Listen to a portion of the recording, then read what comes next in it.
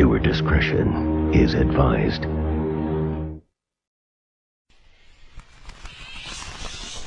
Talking Gotham, talking Gotham, talking Gotham, talking Gotham, talking Gotham, talking Gotham, talking Gotham, talking Gotham. Hello everyone, my name is Ryan Cam, and welcome to episode 7 of Talking Gotham. This is the show where we go through the TV show Gotham, and if you can believe it, the end of season 1 is nearly in sight. We still have a little bit of ways to go. We have 3 episodes to talk about this week, and overall, I'm still really digging this season. I'm really liking it. But to kick things off, fresh out of the ER from 3 Movie Cinema, is Jacob Collins. Jacob, how are you? Well, I was on Death's Doorknob the other night, but I said, Matt's shitty takes kept me alive because I was like, he said Fantastic Four Rise of Silver Surfer sucks, and I'm like, I can't die on this note. He ended up in an episode of ER. I crawled out of the pits of hell. It's like, no, you're not taking me today, Satan. I'm going to make sure this asshole. With young George Clooney. Yeah, but no, I actually, really enjoyed these 3 episodes. I'm doing well tonight. Yeah, I had a little, medical emergency the other day, so I'm feeling fresh though. Yeah, which to be fair, it happened the other day. That's why we haven't done Peacemaker season because we were literally like 30 minutes away from recording, and I'm like, guys, I gotta go to the hospital, and they're like, okay, go. And so I'm like, sorry, and so we're gonna. Yeah, we didn't want to. We were like, hey, your health is more important. Don't worry about it. We can wait. It's the 30 minutes. I mean, see, the thing is, and I tell all of my collaborators this, like, just these guys, Russell, Eric, like Aaron, like John, any of them, I tell them, if you've got stuff, like, tell me and we can rearrange it. It's fine. Like, it's like your issues, go deal with them, and then we can talk. So we're not gonna be an asshole. We're not gonna be an asshole. It's like, no, you gotta fucking be here. Because I'm a part of, I know some creators who have very, like, strict deadlines and such, and I'm like, why? But that's another story for another time. Matt Wyatt, how are you? Doing good. I mean, I will say that the Red Hood is my least favorite episode. I thought that storyline was very silly and pointless. It was kind of pointless. Like, I kind of expected that Cameron Monaghan was the potential Joker to be the Red Hood, but I guess that anybody could be the Red Hood. You can be the Red Hood. You get to be the Red Hood. You get to be the Red Hood. Red Hood is Robin in the comics, but obviously. No, but originally it was supposed to be the Joker before he became Joker in the comic book, and then Jason Todd literally took the influence from the Red Hood and made it his own as a reflection of who he made him to be, and that was the whole point of that storyline. What's the point of this episode if, like, you don't have a Joker-esque character? Instead, it just feels like they make a magic hood that makes you evil. I'm just like, makes you want to be Robin. Poke holes and put red fucking scarf on, whatever the hell that was. Red Hood. Okay. It's basically. I don't know if you've ever seen Fat Albert. It's basically like the little hoodie, little mask over for Fat Albert. He has no. I did not expect to hear a Fat Albert reference tonight, but here we are. Before we get into the episodes, though, if you do like the video, leave a like and subscribe. That would be greatly appreciated. And just a bit of a programming note, next week, we will only be covering 2 episodes, episodes 20 and 21. And then for the finale, we'll be doing a watch-along style, so stay tuned. For all of that, we'll keep you all abreast and updated on that. But let's get into the episodes this week. Let's get into season 1, episode 17, called Red Hood. And no, he's not Jason Todd. They wouldn't do something like this. It's only a name only. And it's not even Joker Red Hood. This is not even Joker Red Hood. Literally in name only. There is no Jason Todd or Joker connection. It's just called the Red Hood Gang. That's it. It's that. 2015 was not quite ready for the Red Hood. John Moxley in New Japan is more of a Red Hood than the Red Hood in this. But anyway, Matt Wyatt, read the plot. Do you believe Gotham can be saved? I believe it's not too late. I don't want your help. One day soon, you'll need my help. Gotham needs men like you, strong men with principles. I'm not the enemy. The enemy is anarchy. Did you know that male emperor penguins keep their eggs warm by balancing them on their feet? Isn't that neat? Come on. There you are, Mr. Red Hood. Got a freak in a mask. Awesome. You're hurting yourself. I'm testing myself. You little bitch. Hands in the air, we'll shoot! What I'm gonna do to you.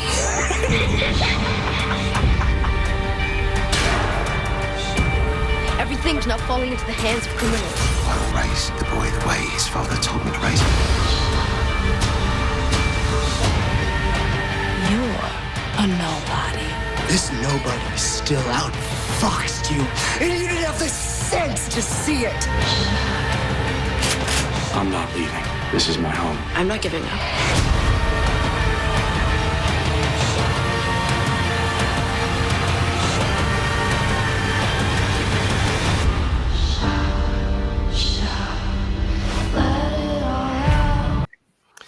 Well, this episode aired on February 23rd, 2015, and it's directed by Nathan Hope. An armed group robs a bank, and one wearing a red mask throws some of the stolen money into the crowd to ensure their escape.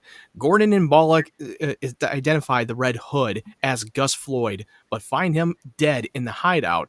After a robbery led by Carl Destro, who now wears Floyd's mask, and the Hood becomes a public hero. Gordon and Bullock track him to his house where they find him wounded and the mask gone. With the information given by Destro, the police find and kill the remainder of the gang in the shootout. A teenage boy steals the mask. Okay, who is this fucking teenage random boy on that fucking street that took up that fucking mask? Who is this kid? And he just put in broad daylight, does this little gesture. Got a gun. I feel like the guy from Dumb and Dumber at the end. He's got a gun. He's thinks he's Charles Bronson from Death Wish or something. That's a good. We got a Fat Albert and a Death Wish reference in 2025. That's like another blockbuster haul, dude. Yeah. What was our blockbuster haul this week? What was it like? Well, for this one, it's clearly Reanimator because Collins, you pointed this out to me. There's a character in this episode named the Office Manager who's played by Jeffrey Combs, who is of the movie Reanimator and a lot of horror movies. I'll just leave it at that. Didn't catch him, but when I saw him, I'm like, oh, like I like Collins told me, I'm like, oh yeah, that's why he was like, why does this guy look so familiar to me? Which I kind of, this reminded me, I don't know if you have seen the movie Public Enemies with Johnny Depp and yeah. Haven't watched that film in years. I don't remember. It kind of reminds me of that. It kind of reminds me of that in a way. Or, The Town. Yeah. But it's much worse. It's like a Walmart version of The Town. Yeah, I mean, The Town is just awesome. It's been. I mean, at least it was a well constructed bank robbery. This was like an immature bank robber I've ever seen ever. And suddenly, one of them wants to become their little Robin Hood hero, take away from the rich and give away to the poor. Like Ben Affleck as a director is like live by night, everything else. So that there's the hierarchy, and I think The Town, even though, like, I believe somebody in the movie won an Oscar for it or was at least nominated, it's the most underrated. It's the most underrated of his directing career, and I'll stand by that. It probably got nominations, but it didn't really win got any nominated Oscar. for Best Supporting Actor. I mean, Argo was the only film from his directing. It won for Best Picture, and it won for Best Adapted Screenplay by Chris Terrio. Yeah, that was the only. Turns out that was the only good thing Chris Terrio could ever write. There you go. There you go. I'll read this one last paragraph in the synopsis. Meanwhile, Cobblepot struggles with Maroney's actions against the restaurant, but Butch uses some fake policemen to seize Maroney's supplies. Mooney discovers that the facility is owned by Dolkmacher, meaning the manager, who tries to take her eye for an organ trade purpose, but she removes it herself and destroys it before passing out. An old comrade of Alfred, Ragnall Payne, visits him in the manor and stays overnight. On the next day, however, he steals some Bruce's files, stabs Alfred to evade capture, and reports to the board that Bruce has no solid evidence. This is one of the storylines that I actually liked a lot more. Was one of Alfred's comrades, one of his buddies in the Marine. And I hated that part. That was the one I hated. I was like, that was a little too silly. It was a little confusing at times, and then he suddenly was hired by the board, who has a lot a lot of dirt evidence. Well, don't sit there and backtrack it now because I said I hate it. Now you're like, you know what? You're right. No. I still like that. No, I seen that part scene was a little weird, but the other part storyline I really enjoyed. Let me say first off that the actor David O'Hara, who plays Reggie Payne, I thought did a good job, but I feel like it's very much an old friend returning after many years. Very clearly he can be trusted, right? Wrong. Dead wrong. So I thought he was like Tobey Maguire in that movie Brothers. You know what I did? Yeah. You know what I did? It's like just goes like when he's in there telling him, hit me, when he's just telling Bruce to punch him in the face. Yeah. He says, you're bigger than me. You can't let that. Yeah, I'm just like, wow, what is he? But I did like how he was able to teach him, like, don't let the sizes fool you, to hold you back to what you in the fight. Which I will say, one thing, okay, so basically we're established like Fish basically ends up on Epstein's Island. Oh yeah, nice little reference from that. I thought about that today when I saw that. I was like, oh, so what's she? Yeah, but this doctor's like taking a lot of organs and trying to make it into a masterpiece and from other victims. I'm not gonna lie, that stuff with the eye is my favorite Fish Mooney moment. Just going, give me that. She took a spoon. She literally took a spoon, took her eyeball off. Like, oh my god! Like spoon. Like not even like warmed up or anything, and just like, give me this. And she just did it. She didn't even hesitate. I hurt every time I watch that scene. It's just like, I don't even like watching that scene in the Suicide Squad where they jump into the starfish's eyeball. I don't like watching eye stuff. Anything with an eye. Y'all ever see the Alice in Wonderland from 2010? There's like a scene where I think a mouse or something like just stabs the Jabberwocky in the eye and just goes, "Thank you." I'm like, for children, and that made $1 billion. Oh, well, I will say this, okay. This episode, I will say the whole thing about transferring the body parts and stuff, it kind of reminded me of Michael Bay's The Island. Yeah, a little bit. Except there's no like cop clones. Except they're just a bunch of random victims they're trafficking. It's human trafficking. Which if they need you, okay, they've had to have scanned you, right? Because how could they not, like, if you're like, they abduct you? What if they got a guy who has bad kidneys and they need his kidneys? They're like, well, we'll go to the next person. And what if everyone on the ship has bad kidneys? Okay, what if you got somebody who has all in poor health? Like, I'm just saying, like, their logic. Did this main doctor, who's the one who's like on the facility? I think I've seen him before. He's probably wasn't he in Game of Thrones? He was in Amazing Spider-Man 2. He played, Yeah, he was the bald dude, bald-headed like the board from Spider-Man 2 that tried to destroy Harry Osborn. Yeah, and then he was also in the movie The Chronicles of Riddick as the main villain. Oh yeah, it's been a while since I watched that film. And then he's also in The Night of the Storm, which is a highly underrated Stephen King's movie. If you've never seen, it's like a little mini movie, like TV movie, but it's really good. Where he's like really good in that movie. He's also was in the first Thor movie, where he played the frost giant Laufey. Oh, I didn't recognize him. Yeah, because he has. Well, I mean, if you could recognize he has makeup on. If I would be, then they did their job poorly. You're like, oh, I know that guy. You're like, he has contacts. But no, and then he also was in National Security for that Martin Lawrence movie. Yeah, but he's a really good actor in real life. And he's in something else recently, like a Marvel project or something that I was like, oh yeah, he was in that. But yeah, he's in this. I liked him as the doll maker. I will say, I think Arrow did it better. Because Arrow had the doll maker the next season on their show, and their doll maker was. Which season was it for Arrow? Which season? I think it was season 3. I want to say season 3 or season 4. I think it was season 3, where they had like the doll maker who was a serial killer who. It might have even been season 1, because they introduced the doll maker, and he had like he was a guy who had like little girls, or not little girls, but like women to look like dolls.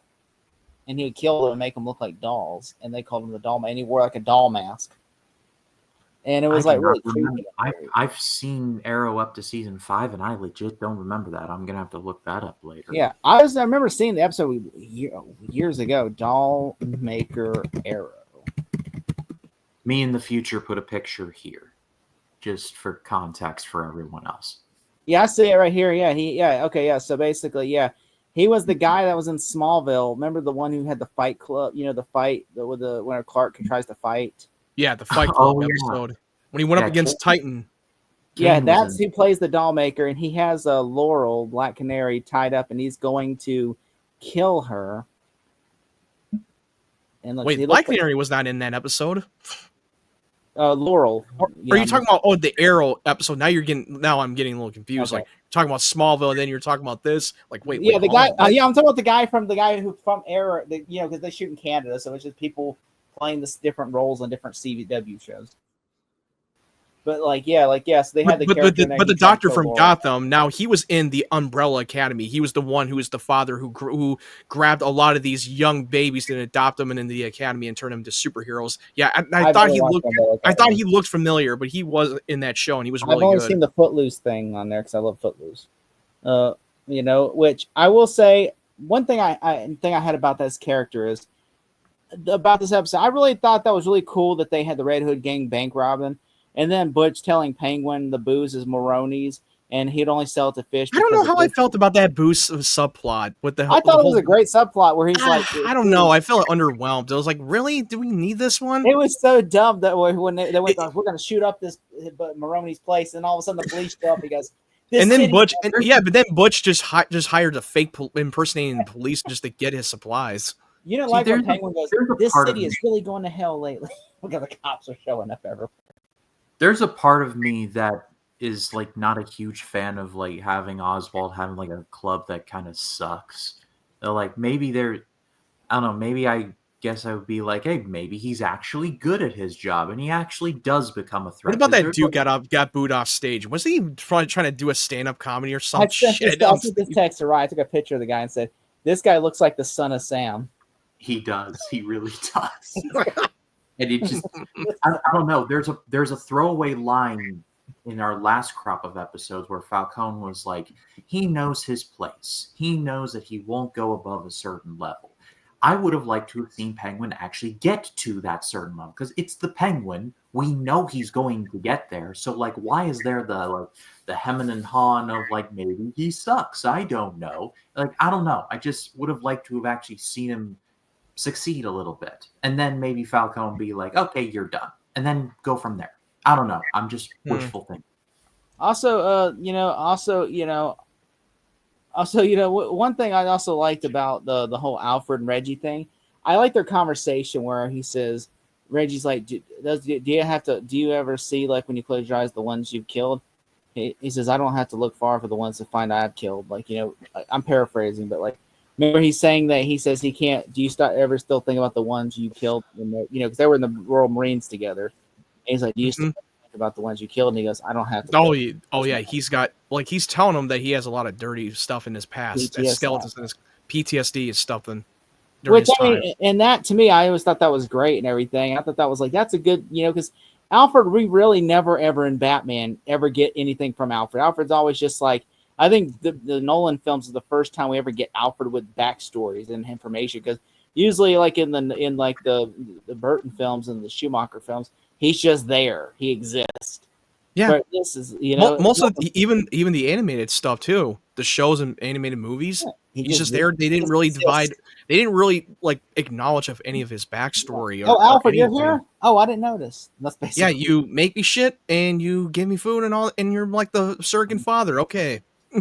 But I mean, I liked about this, like Alfred's trying. We actually get an Alfred heavy episode in this, and I thought this was really cool. And then Reggie, that was only my favorite part of that episode. The other than that, was like, it was all right. But the Red Hood sucked. That was a terrible story. Sean Pertwee, rather unfortunate last name aside, is a massively underrated Alfred. I hear no one talk about him anymore, but I feel like people should give him his flowers while he's alive because I think he's doing a great job so far.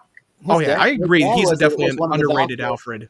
By the way, I messed up one time. I said in the pilot, I said, "Oh, his dad played it Alfred." No, his dad. I messed up and said his dad played one of the Doctor. Was like the fourth Doctor from Doctor Who, the third or fourth Doctor from Doctor Who. You know, his dad was the third Doctor. Oh wow! Yeah, We and talking so about the old Doctor Who, right? yes, From the 60s? yes. I mean, I don't know because I don't follow Doctor Who. Yeah, Sean Petway's dad is, well, I think William Petway or whatever, or Peter Petway, whatever it's called.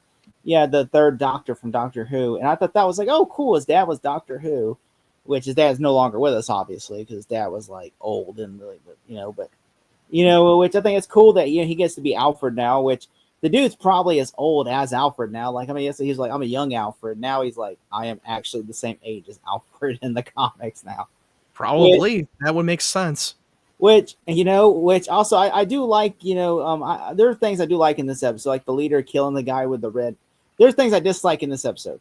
One, the leader is killing the guy with the red hood and putting the hood on, saying, I'm the Red Hood now. I'm like, how does that work logically? Because literally the guy... I'm the Red Hood. No, I'm the Red Hood. No, I'm the Red Hood. How does that make sense logically? Because it's like, don't you have to have the mask on to get its powers?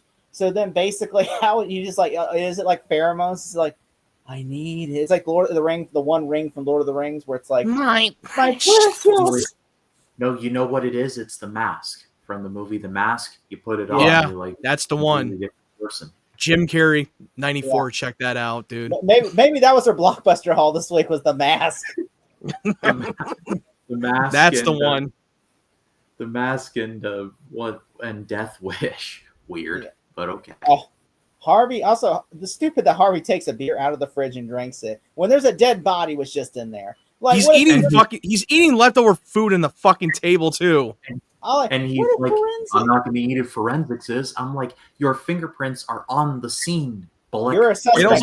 It's like, hey, if I don't drink it, then the forensics will. I was like, what? You're a suspect now. Congratulations. I know, even down to the air that is breathed in that precinct is corrupt, but like, come on, use. I know it's a fake make believe world, but come on, be fucking authentic with the crime scene. You don't touch anything. They're evidence. It's crime scene. Also, he's like, yeah, I'm gonna grab the beer out of that fucking fridge because I'm a cop. But yeah, but to be fair, I know he's saying, oh, if I don't drink a friends with him, but I'm like, and how do you solve cases if you're just... What if that was a case? Like, what if he literally stuck something in that beer? You have fucking saliva in there, and you have fingerprints. What if the Use your common sense? What if the killer Woodley opened the beer, took a sip, closed it back, put it back in the beer, and then all of a sudden shot him? Or he might have spit in them. He probably pissed in that beer. I don't know. I don't think he pissed in, but hard would have tasted gross. You wouldn't know the difference. It's like, dude, beer is piss water. Also, light beer is fucking piss water, basically. Also, when Harvey says when crooks become more popular than cops, that's anarchy. I was just like, welcome to 2025, Harvey. Welcome to 2025, Harvey. It's ahead of its time. This episode was a really big ahead of its time. I was just saying, this episode was on to something in 2025. I was like, but in 20. Also, how Reggie works for Wayne Enterprises is stupid. I thought that was dumb. I'm like, what do they do? Like, oh, he has a butler. Let's reach out to all of his old friends. I know. How did they arrange the whole thing? Did they just look up in his file to who he was with in the army and they just fucking hired him off the street? Someone in that office had a Rolodex and be like, okay, Alfred Pennyworth's personal. Do. Nope, he's dead. But I have a feeling that the people of the board of Wayne Enterprises might have something that the connection of the Wayne's murder. I think that this is going to get brought up and have a bigger part of in this season. That's my prediction. Someone at Wayne Enterprises was stalking Alfred's Facebook page. That's probably what happened. His top 8 spaces. Oh, no, it's MySpace. Okay. No. Hey, I remember back then with MySpace. I remember. What are his top 8 friends on MySpace? Oh, Reggie. What's his top 10 friends? But yeah, I thought that was just dumb. But other than that, I also, when Fish Mooney rips her eyeball out, that was still to me like the coolest thing about that episode. And she steps on it. Because you're like, oh, we're gonna first, but I'm like, why would you bathe her and stuff if she's like causing all these problems? Why would you like? Oh, we're gonna let you go take a shower and everything, and then we're gonna pull your eyeball out. But also, why would you want her involved anyway? I mean, you have her killed. She doesn't have anything to add. You know, like in the recent history, it's just shown that to be like the team player type. They're like people. Like, do a little bit of Googling before you kidnap a person. Be like Nikki. It's like people. She basically Will Smith that guy's career. There's your one per video. But one thing I forgot to brought up, the actor who played the one of his Alfred's comrades. I remember he was in The Departed. Yeah, I knew he looked familiar. He was also in Cowboys versus Aliens. Oh yeah, that movie. I thought this actor was Ray Winstone for some reason. I'm like, no, that's not. He does kind of remind you of Ray Winstone, doesn't he? It's not Ray Winstone, but if you squint, he looks like him. He gives off a little bit of a vibe to it. He's also in Harry Potter and the Deathly Hallows Part 1. Probably. Yeah, he was the one that Harry took his identity and they went to the Ministry of Magic. Yeah, he did. Yeah. Fuck. Now I remember. That is the guy. Also, yeah, this guy, I would not be shocked if he was like the second choice for Alfred. Sean Petrie would have passed. I would not have been shocked if he would have. Like a Tom Welling, Jensen Ackles situation. Yeah. He's like, you know what? We like you as Alfred. How would you like the role of Reggie? I mean, they had a bunch of actors playing auditioning for Clark Kent. I mean, even Jared Padalecki auditioned for that role too. Your role is the best friend, kinda. I'm just like, I mean, I don't know would he have been a good Alfred? I don't know. Man, he probably wouldn't have been as good as the one choice that they picked for this role. But I thought he would have done fine if he were to play Alfred.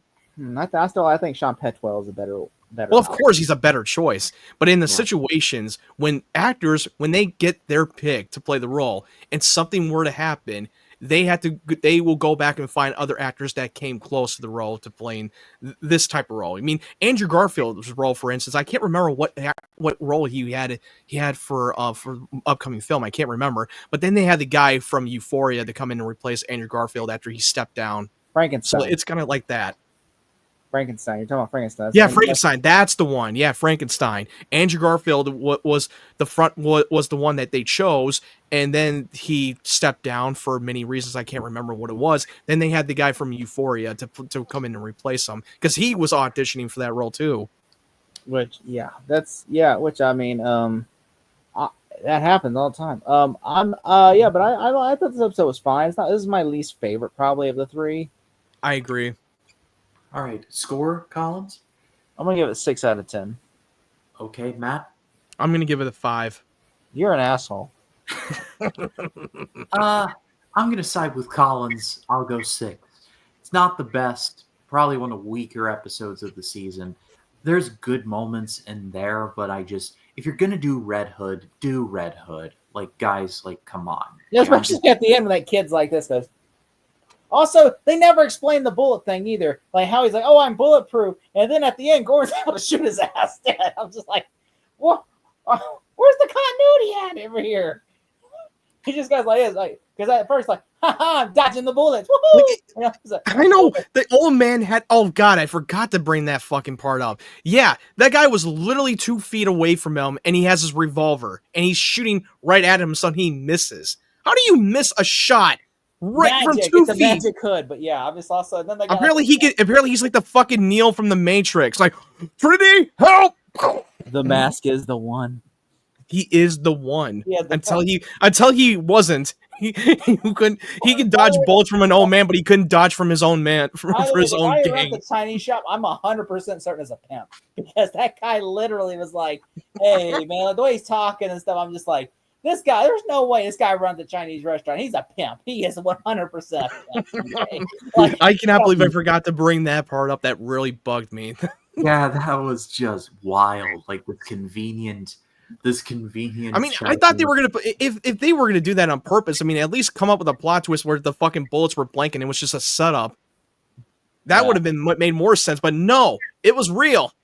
Well, let's get into this next episode. Season 1, episode 18, called Everyone Has a Cobblepot. Matt? The city's sick. and we're lost. This is my home. I'm not leaving. Do you have any idea who did this? I was investigating the Board of White Enterprises. You're out of your mind. Is that how you want to end up? There's a war coming. There will be chaos. So, what am I to do with you? Gotham, all new next Monday on Fox. This episode aired on March 2nd, 2015. It's directed by Bill Eagles. At the hospital, Alfred refuses to implicate Payne. Gordon and Dent investigate the sudden release and reinstatement of Flask by Loeb, who announces his support of Flask as the new president of the Policemen's Union. Bullock reveals that Loeb has leverage to blackmail most officers. In Bullock's case, Loeb forced him to falsely confess to providing illegitimate evidence against Flash. Investigating a triad bookmaking office and interrogating Loeb's former partner, Gordon learns that Loeb has ties with Falcone.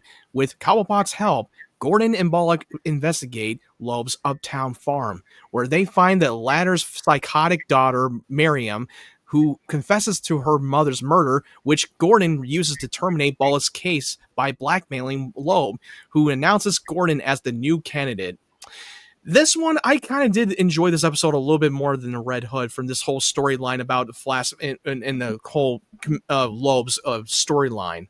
That feels like that Gordon is now going into a little bit of the darker path where he's now doing the dirty work, where he's actually blackmailing the commissioner in order to get the fucking Flashes on behind bars. Yeah, this is my favorite of the three. I did enjoy, like, when Gordon and Bullock are working on something together. I just love that. I love the dynamic that they two have. Like going to their house, going to this house, working with Penguin, finding the cash. They're CACHE, not CASH. Go to this house. They meet Commissioner Loeb's daughter, who is one like good fall away from becoming a member of Rob Zombie's Firefly family, but that's a whole nother conversation for a whole other time. Like, think about it. She would fit right in with like the Three from Hell or something. Yeah, like the Devil's Rejects. I pretend like Three from Hell doesn't exist. That's a terrible fucking movie. Yeah, they die at the end of Devil's Rejects, and then Rob Zombie wanted to make a fan film next, and said, "Okay, they're resurrected." Yep, pretty much. And Sid Haig has one scene. One scene. Enjoy your one scene. Rest in peace, Sid Haig. But you know what's so funny? Rob Zombie said for after 2006, for 2010, he's like, "Oh, you gonna do a sequel?" And like, they're all dead. They're all dead. How could I resurrect them? They're dead. What do I want to do? Will they crawl the ash from hell? And they're all dead. And then they might have crawled the ash from hell. And then Rob Zombie's like, "Oh no, they got shot to death, but they survived." And I'm like, "No bullshit. Okay, I saw the bullets. They were all dead. No, Sheridan Zombie was in the fucking court going like this." Did they show that at the end after they cut to black and they roll the credits and show it in the mid credits where they're all shot to death? Yes, they're all just sitting there dead. Yeah, because I knew I remembered that correctly. Like, yeah, they were all fucking dead. Like, he didn't even go back and acknowledge, like, "Oh, there's a dead, but they're dead." Instead, they're just like, "Oh, okay, they got shot to death and they survived because I guess they have devil blood in them or some shit." Maybe. It's a fucking awful movie. And also with Commissioner Loeb's daughter, like, I always suspected that she was witnessing the murder from the husband, but apparently it was her the whole time, and she's very psychotic and kept her up in an attic all these years so that she doesn't go into an insane asylum at Arkham. Oh, I love the whole sequence where like the Penguin, because I like that they have to make a deal with Penguin, and then they go up to his house, and these people are nice, and all of a sudden they try to kill them when they bring a shotgun in, and he goes, "Get ready," and then all of a sudden, "Fetch me my keys, Miriam." Like, okay, hey, what the what? And then like the gun. What the what? It's like, what the fuck? And they're all Penguin, carrying artillery. These people act like they live next door to Kathy Bates from Misery over here. and then Penguin makes them a deal where he's like, "Oh, you're gonna be Commissioner Loeb's gonna make sure you're dead." So then like they make a deal with Penguin. He goes, "I only got one ticket, so," and then all of a sudden she kills her husband. She goes, "Arr!" And she goes, "What time's that train leaving?" Oh, and he grabs, there is no train. And he just shoots her with the shotgun. He had the same energy in The Dark Knight where he was like, "Oh, I'm only burning my half. All you care about is money." Or I thought you were gonna say the scene in Dark Knight where he goes, "We're gonna have tryouts, but there's only one position." He throws the full stick. Oh, There's you're only right. one. That is the Yeah, he tryout played that scene. whole tryout scene in The Dark Knight. They took that from The Dark Knight. I didn't think of that. That's a good catch.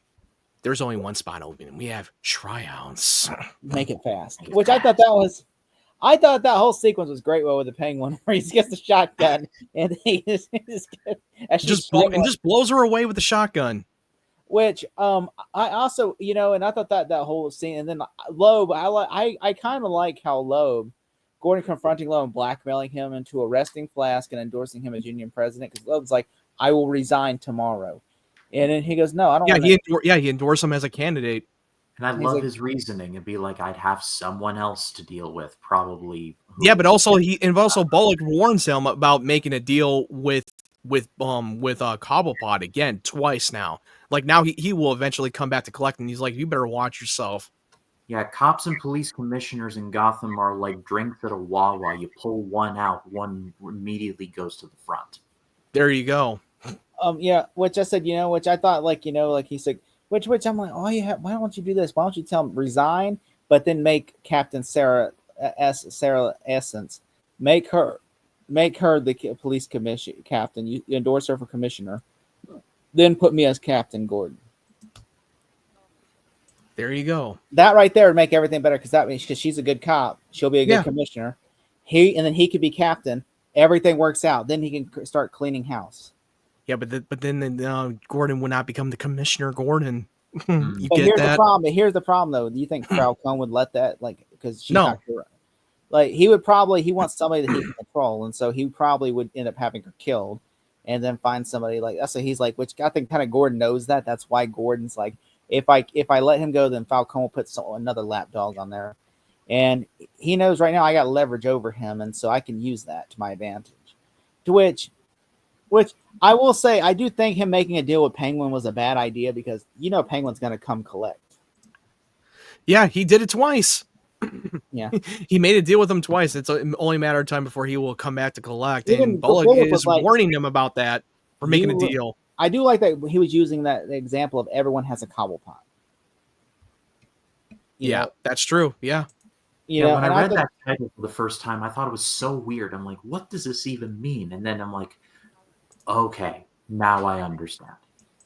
Yeah, because you know what? The only difference is I like how Harvey's like, the only difference between my Cobblepot and your Cobblepot was yours actually came back. Your didn't stay dead. I did like how they continued to have Harvey Dent involved, and especially with his banter with him and Gordon, and even Bullock too. He even had to interrogate that one cop that worked with fucking Flask. I thought that scene was pretty funny. Which, also, Loeb, also the thing, Dent and Gordon teaming up. They go to this Chinese restaurant, and these people are just like ready to murder them. They're like, "Oh, this is Falcone. This is Loeb's stash house. Oh shit!" And they're ready to kill us. And then all of a sudden, those were the triads. Yeah, and then all of a sudden, Bullock calls up and goes, "Come on, get in!" And then all of a sudden, Dent's like, "Why don't we go back and get some more backup?" And he goes, "Because," he says, "they're gonna have the place cleaned out in an hour." But then they go, so that's when they go to Penguin finally, which I'm like, which I thought, I thought that was, I would have done the same thing. Cause I'm like, Oswald can get can do favors for you, Yep, that's true. I'm going to read this one last paragraph in the synopsis. Meanwhile, Mooney finally meets Domacher, who provides her with a blue arrest eye and allows her to prove herself to become his right-hand woman. She surrenders some of the prisoners, including Kelly. She discovers that the facility is situated on a snowy island. Selena visits Bruce and offers her to help in this investigation, which he refuses. Nigma learns that Kringle has a new boyfriend in the GCPD. This whole thing with Pringle and fucking Nigma thing, love story, was kind of stupid to me. And she has a boyfriend. Well, like, oh god, like what are we doing? And then like ridiculous. Selena and Bruce back together again. I'm like, oh god, like again? Are we doing this again? I don't like. You literally just pushed him away, and now you want to go back again. Like, make up your mind. Bruce pushed something else, but we'll get to that, or we'll almost push. Oh no, she pushed him away. Yeah. Yeah. I do like that the Loeb freeing Flask, and then they blackmail Harvey into saying like, oh, like he says like Loeb is like Harvey's Bullock is like, oh, I lied about Flask, in which I know Gordon was like angry too, and he's like, why'd you lie? And he goes, don't deny it. I saw the tape. He goes, I didn't lie. I wasn't going to deny it. He goes, no. He goes, they told me. He said, Commissioner Love told me I had to lie. And so I was like, and or else they would put a bullet in my head. And I was like, so I did. And I thought that was really unique. And I honestly loved how Gordon at the end tried to blackmail Loeb into telling him, I want you to send Harvey's file and every single GCPD officer's file to Harvey Dent, and he will prosecute the ones he decides. And he goes, no, they'll kill me. Yeah, because if he released all those dirty files on everyone in the GCPD, he will be a dead man. Falcone will cease to that. He'll be like Epstein in a cell. except he's not living on the fucking island. He's like he can't. But also the continuation of that Mooney storyline was getting a little bit of a drag to me. I don't like it. Yeah. Well, one thing I didn't like also about this episode, the CGI on Jeffrey the reanimator guy's body. It looks like how he had that little transition of a woman's body, but a man's head. Yeah, it looks like what movie? You remember that movie Mars? I mean, he was transitioning, had a little sex change operation in that thing. If you really think about it. Well, it lasted only a couple of episodes. We're on Pierce Morgan canceled. Now we're canceled. Thanks, Matt. Pierce Morgan live. Here he come. Just call him. But that scene was a little off, a little iffy with the CG. But remember that he's like when he has didn't it remind you of Mars Attacks? Remember like the scene? I don't even remember Mars Attacks. There's a scene where Sarah Jessica Parker, her head's on Chihuahua's body, and it just looks something like that. Yeah. And I'm just like, it's so ridiculous. And I'm just like, this looks so ridiculous. Where he's like, almost like in it also reminded me of Even Stevens, that Halloween episode when fucking like Shia LaBeouf's character Lewis gets into the machine. They're all trying to turn into his sister Ren, who is the evil, and he's the only thing that changed was the body, but not the head. I was like, oh fuck, that reminded me of that episode. Also, one thing I also didn't like in this episode, also the people in the basement trusted Fish. Now she has no one to trust. That was so stupid. She's like, okay, I take him now, and I'm like, now nobody trusts you. And then she goes back. I'm like, what if they would have not trusted you? What if they would have just killed you or something? Because you're like, you literally took one of them and said, okay, get his kidney. And I'm just like, that to me was just so dumb. It's like, I understand you had to make a deal with the devil to like get you what you want. But I'm like, also, you're lucky they even trusted you the second time. Like in the next episode, they're like, oh, they trust her blindly again. And I'm like, what? This makes no sense. Like, dude, why is she not dead already? Also, Oswald was lucky that couple actually did not just flee town when he told them, hey, meet me at my club later and I will free you. I understand he probably told him in a long speech about, oh, well, Falcone's probably going to hunt you down, send Victor after you and hunt you down like a dog. Not to mention, like when Oz has like the gun on like the woman, I'm like, in this situation, you're not really like it's not working out for you because you're like 5'10" and you have a limp. Like she's like you're about equal height and she has like full range of motion. You are not making it out of this. Which he probably told her, look, if you do me a favor and I'll let you say you escaped and stuff. And I'll help you flee town, but you have to do me one favor, I'm sure. And then they're like, okay. And then they go to his club, and then guess what? They go to the club, and they just end up killing him. Which I'm like, why not kill him here? It would have made more sense. Why? Like, you ever see that Austrian movie Funny Games? You know what to do. It made no sense to me. It's like, what purpose did it serve for you to kill him there? I mean, it made no sense to me. Yeah. It made no sense logically. I'm like, what does that make you gain? Oh, the fact that you get to kill him at your club. I mean, I wouldn't want to kill him at my club. I'd kill him there and say, hey, take him someplace else and kill him. Honestly, shoot the woman first and then kill the man because the woman is. Or maybe they had the cleanup crew. Yes, like the cleanup crew from John Wick. It'd be like, hey, John, there you go. Charlie drops the drop a gold coin. This is Wick. Yes. Oh. Anyway, let's go to scores. Collins, 1 to 10. I really enjoyed it. I'm gonna give it an 8 out of 10. Okay, Matt. I'm gonna give this 7.5. I'm going to side with Matt. I'll go 7.5. You said this was your favorite episode, Dick. Yes. Yes, it is. Oh, you love it, but you don't love it that much, huh? Yeah, out of the three, this is my favorite. Yes, read my lips. No new text. Read between the lines. But let's now wrap things up with season 1, episode 19, called. Anyway, this episode aired on April 13th, 2015. And then, the title of the episode is Beasts of Prey. It's not Birds of Prey, okay? Or the Fantabulous Adventures of... Longest fucking subtitle name the ever. Fabulous Adventures of No One, because there is no Harley Quinn at the moment. Yeah. That's a good point. Monday, April 13th. I don't want your help. One day soon, you'll need my help. Don't miss this season's final 4 episodes. Gotham trusted us! We trusted this! Gotham returns this April with new episodes. Despite Gordon's warning, Bruce goes after Payne with Selina's help. Payne confesses that he was hired by the board. Selina pushes Payne out of a window after Bruce hesitates to do so, presumably killing him. Gordon and Bullock investigate an unsolved murder case. Upon Nigma discovering a painting of a broken heart as the key evidence, Bullock realizes that the serial killer called the Ogre, wherever the hell Ogre, what? That was a stupid name. Ogre. Yeah, like Ogre. Ogre. What's he doing in my swamp, girl? What are you doing in my swamp, girl? I'm Ogre.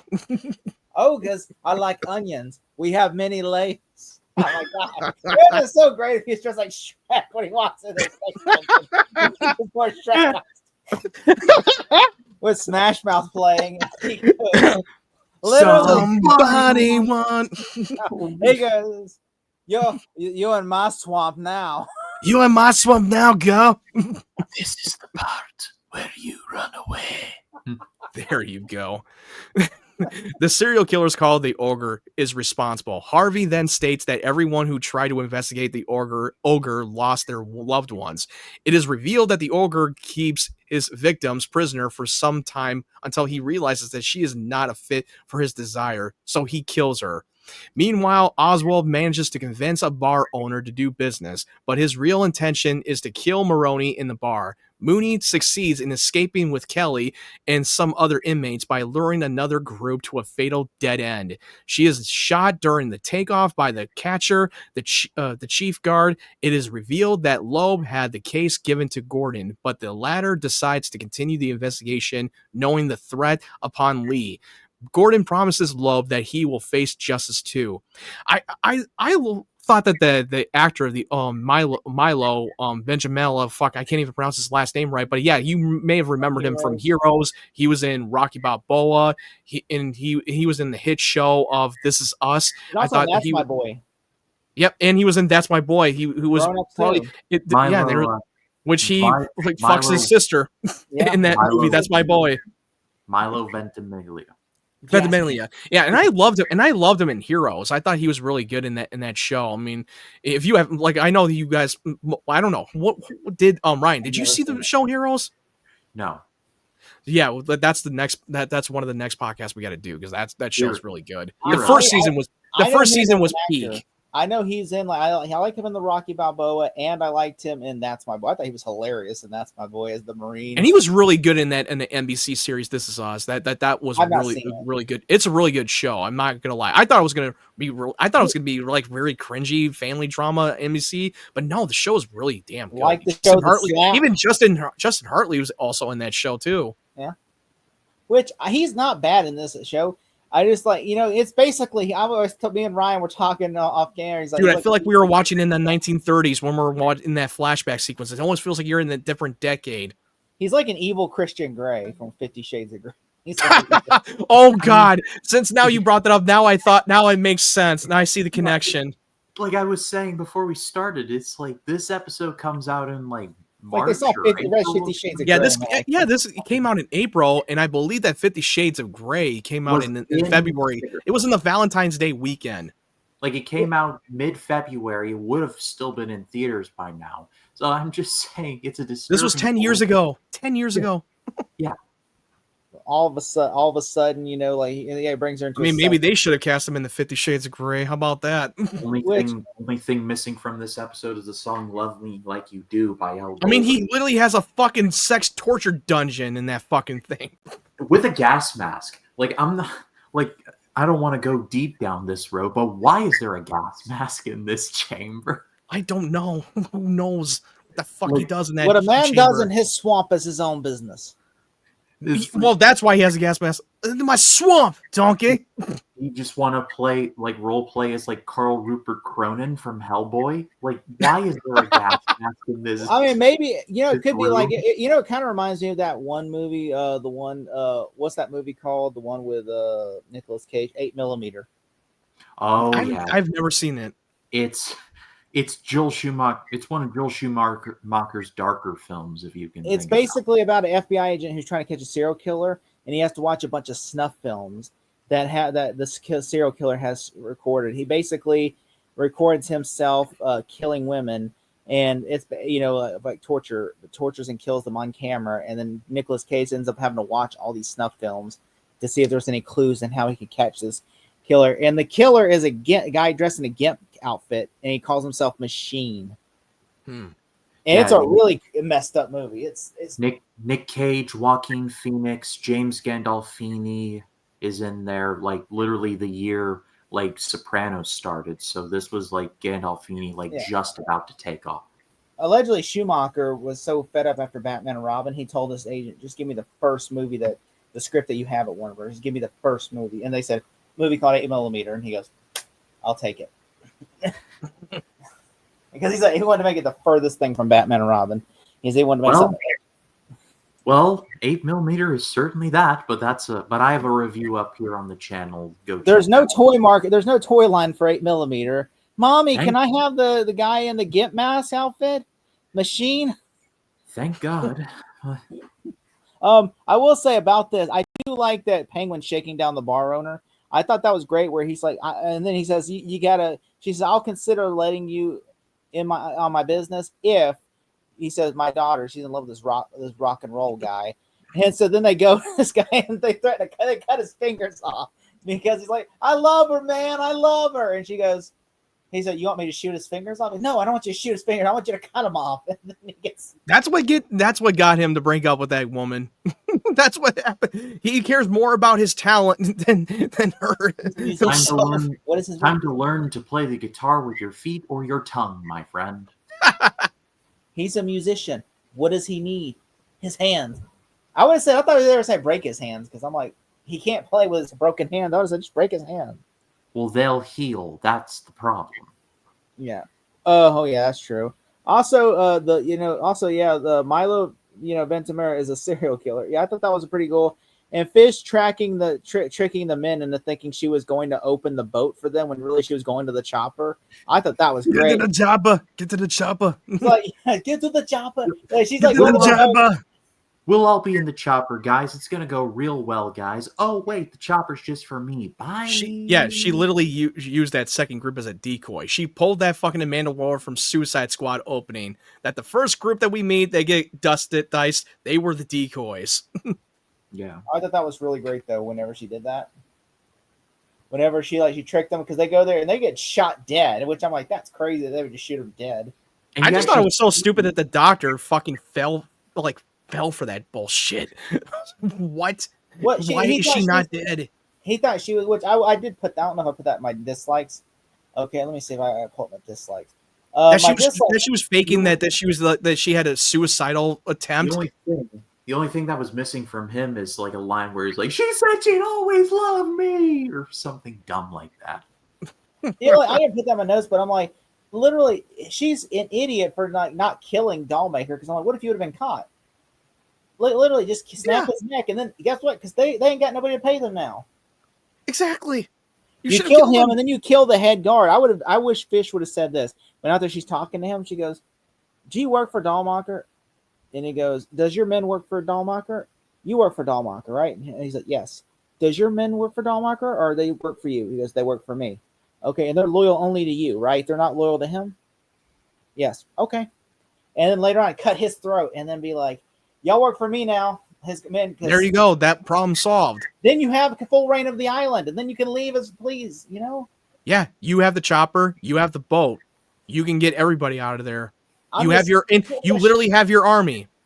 The odds are in your favor. I'm just saying, kill him, and then you kill like the head guard. The island is yours. To quote Tony Stark, not a great plan. I mean, I'm just saying that's what I would have done, and then I would have probably, and then she just had them jump him. That is like, no, leave him there. Like, why? You would have killed him, and you would have been the head of that island. Yeah. Also, and then I would have told the guards, okay, your next task is you're gonna go get the boat keys. You're gonna go and shoot every single staff there. There you go. You're gonna go shoot every single staff there, and then like this whole thing makes no logical sense. That was so stupid the way they handled this episode. I know they were just like Scooby-Doo, like, oh, we tricked them, let's go, and then I'm like, there's no way. I would have got away with it too. There's no way you could have got the helicopter up that fast in the air without them shooting at you. They would have, and literally, this guy's he could have shot the rotors or something, and then like literally brought the chopper down. You know? Yeah, he didn't. No, he just shot her, and that's it. Let her take off. Like, what? I'm just saying, like, he could have literally, she kills him. I'm just saying, that's what I would have done if I was one of the writers. I'd have been like, what if Fish kills him afterwards? Like, because she asked him this question: are these men loyal to you? They should have planned that out. That she should have killed the guards first before taking off. Yeah, and then because then once the alarm goes off, or you know what, and then on top of that, which I thought that was funny that they go to the boat and they're like, she duped us. She said she locked, which I mean, I would have literally, I'm like, she doesn't even have the keys, so how she get out of the boat? So I'm like, yeah, of course she tricked you. Which, wouldn't the guards hear Fish's plan or have a video camera? Because she's telling them in the pit, down in the basement, hey, this is the plan. And I'm like, wouldn't the guards hear her plan or have a video camera listening in to her, monitoring her every move? I don't even think they have it down underground. I don't think weird. They do. Yeah, and then also the girl literally like, also the part with the ogre that irked me is the girl literally liked you. She's like, oh, she said she was gonna come back tonight. Like he's like, oh, come back. He holds her hand back, and she goes, I promise, babe, I'm gonna come back tonight. Trust me. And he thinks she's gonna ghost him the moment she walks out that door. And he grabs her hand, then he makes her cut food, and I'm just like, dude, she literally make her as like your servant. I'm like, she liked you. I understand he's a serial killer, but still, she liked you. She literally liked you. Yeah, wasn't his goal to find a woman that loves him unconditionally? Like his mother, yeah. Like his mom. Something to remind her of his mom. And then she was like, nope, I'm not working out, so I'm going to go take you to my sex dungeon. But that's how sick in the mind he takes a picture, and he's done this before. You see all these women that he's done this to him. And yeah, so he takes it as a trophy. As for pictures. Takes a picture and then murders her. And I'm just like, this dude literally has like several women that would have probably. And also, she was dead months ago, and they kept her in the morgue, and it still looked like it was happened recently. That corpse looked like it was happened recent when she recently died. Like when literally she died months ago, and they kept it in the morgue. Also, Fish, also Fish tricking also Loeb getting a fellow officer to trick Gordon into taking the case, in hopes that the ogre kills him. That was clever. I don't know. I thought that was really clever. Because the whole point is, if a cop investigates him, he kills his whole family and him. So he's like, that's what. So the whole point was, if he investigates the ogre, then guess what? The ogre will kill Gordon and his whole family. That way, I don't have to. Well, he doesn't really have a family. The only one that he likes was his ex-girlfriend, Barbara. Well, I mean, also, which he thinks Sarah because. Yeah, because he's like, not Sarah. What's Lee? What's her name? Lee. Is he thinks Lee because he's like, oh, Lee, he's going after the woman I love, Lee. Yeah. Because but you don't realize Barbara is still out there. He can go after Barbara too. Yeah. And it looks like they're playing a bigger part in the next episode. It's continuing to move forward in the 20th episode with the ogre on the loose. The ogre, yeah, because ogre, the ogre, like the ogre. I was like, why would you call it Ogre? Come on, why do you have to be so unoriginal? I can't take that name seriously without thinking fucking Shrek. I can't fucking take it seriously. There's a reason why they called him the ogre. Okay, like in the next episodes, that you go through his back history. I will figure that out when I get into the next episode. But I just thought that was so, I thought that was really like, okay, I'm something or think I smashed, but like then I saw, hey, I'm Ogre Donkey. I got this one, laddie. I was like, I got this one, laddie. that would have been so stupid. They would have cast like a Scottish guy. That would have been so stupid. I would laugh so hard. They're like, this is so fucking campy. At least he plays it serious. I mean, like, yeah, he's like, I'm the. I mean, he does a great job. That's all. I'll give him credit where credit where it's not like he's playing it like for campy. Like, let me tell you, laddie. Okay, what are you doing in my swamp, huh? What are you doing in my dungeon? This is Shrek is love. Shrek is love. No, but I will say I did like that one scene though, where the scene where he goes up to Commissioner Loeb and he goes, "You son of a bitch," and then he goes, "What'd you?" And then he says, "Hey," and then he pushes that one cop away and he says, I tried to play even. I'm not sure how that would have worked out well. He would have been arrested. They would put him in cuffs for trying to attempt to assault a commissioner. Oh, I'm sure he knows he's not, because I was like, dude, you're stepping back, really? your job is to protect the commissioner if someone ever tries to attempt to try and assault. But it's Gotham. And also the fact is the commissioner. No, come on, don't. That's still a little bit of a cop. That's a cop out to me. That was such a cop out. He can't do nothing. He knows he can't do nothing. That's true. Because he's like, what if I expose his secret? He'll expose my secret, and then it's going to ruin my life. Mutually assured destruction. I mean, he pulled that Batman. He's like, "Hey, I'm coming after you." He's like, "Okay, dude. Okay, Batman." Which I am, cop man. But I am the cop man. Also, I didn't like the whole Reggie thing. Them tracking down Reggie, and then I thought that was great. That I like the fact that Selena killed him, because it shows Selena's going to kill him, and he wanted to kill this man so bad. Yeah, Bruce wanted to kill Payne. He wanted to kill Payne, push him out the fucking. And also, he's a fucking junkie. He's a junkie. Yeah. Which I'm like, what kind of junkie keeps their stuff in that stash? It looks like, I don't know why, it just looks like he carries a Crown Royale bag. He has Crown Royale. It literally looked like a Crown Royale bag. I'm like, what's he got, Crown Royale in there? Like, I mean, you never know. I mean, he might. That Crown Royal apple. He's like, and then verses like this the whole time. I'm like, that's so dumb. I hated when he did this. That was so stupid. That was so dumb. I did not like that scene. That was so corny. I'm like, of course. I'm gonna do it. I'm gonna do it. And then Selena's like, no, I'm gonna do it. Like, all we need is Patrick Star going, bye, bye, bye. What am I waiting for? What am I waiting for? All of a sudden he goes, ah! Fuck you! Which I'm just saying, that was so stupid to me. That was so ridiculous. Like, oh god, really? Because literally, it's like aim for the bushes. Like the other guys. There goes my hero. Yeah, I mean, they jumped 20 stories. Yeah, there was no awning. Didn't make any sense. Which, oh my god! I fucking love the other guys. When I was at work, I was thinking about the other guys this morning. Going, that's so. The scene I was laughing at so hard was whenever Will Ferrell was like, "You know what? I don't think everybody's sitting here thinking they don't think you have the balls to do it." The balls. Oh, look, he's flying. Marky Mark's like, "Hey, nobody likes you. You're a piece of shit, and nobody cares."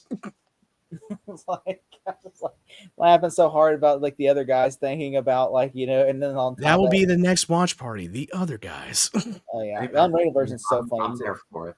But let's go to scores. Collins, 1 if I had to give this a score out of 10, I'm gonna give this a 9 out of 10. I really thought this was the best episode in my opinion. Okay, Matt. I'll give this a 7. It's not as good as the other one, but very close. I'll match with Matt and I'll go 7. I liked all three consistently. There's one really outstanding episode which I've talked about, and then the rest are just very good. Like, this is a very easy show to watch. What's next week? But the Mooney storyline, I hate the Mooney storyline. That was pointless. Yeah. Mooney.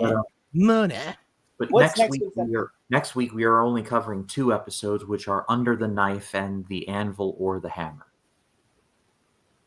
Okay, those are very. The ogre is on the loose. They should have been called the ogre. The one episode, the ogre, then the next one, the swamp. You might as well call him the Shrek. Where's my donkey? Where's my donkey? Where's my donkey? Like something related to Charming or Friar's Fat Boy or any other got Shrek this, laddie. references will do. Farquaad or not? Far away. Far away. Lord Farquaad. He hopped and he popped and he signed to the. That's a great one. I passed off to all of you what you think of these episodes. Let us know in the comments. We would love to read what you have to say, and it's a privilege to do this show with these guys every week. And Collins, tell the people where they can find you. Far away. No, Funky Town.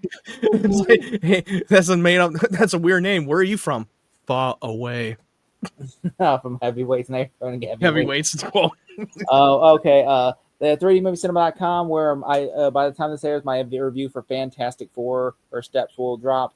And yeah, and then of course this weekend, by the time this airs, the Peacemaker episode 1 watch party will have happened. And and hopefully and that's none of us dies over the weekend, so we can get that watch party. Yeah. All right, Matt Wyatt, what about you? you can find my channel at Matt Wyatt 92. I dropped my trailer reaction for the first official trailer of Peacemaker Season 2.